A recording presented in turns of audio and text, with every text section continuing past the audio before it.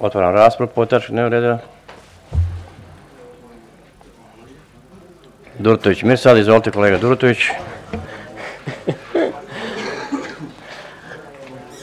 Kolega Dalibor kaže, evo ga, obojio je i ovu, ali šta ću, nisam ja kriv što bojim, krivi su oni koji rade, barem po meni.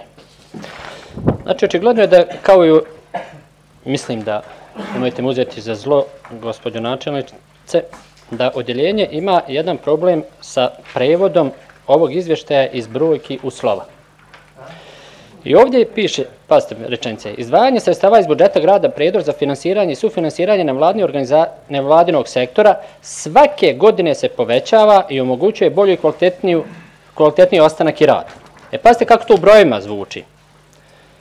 2016. 692.000, 2014. 758.000, govorim o nevladinom sektoru, doćemo na ove projekte.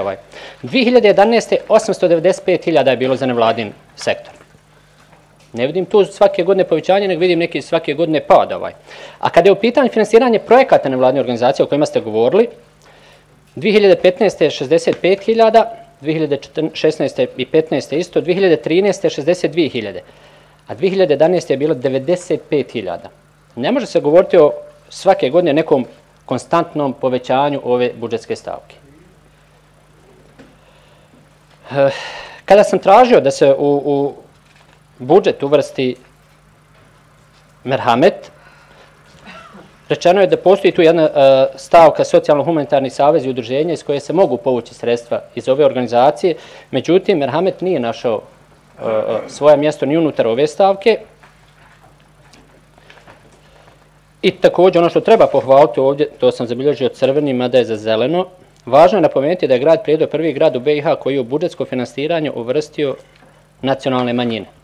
Također, prvi grad u Bosni i Hercegovini koji je u svoje budžetsko finansiranje uvrstio i organizacije koje se bave pitanjem civilnih žrtava rata. To je bilo nekada, da kažem, na moj prijedlog preko stranke koje sam bio član. Međutim, i prvi grad koji je zabranio finansiranje iz budžeta određenim vladnim organizacijama. Hvala.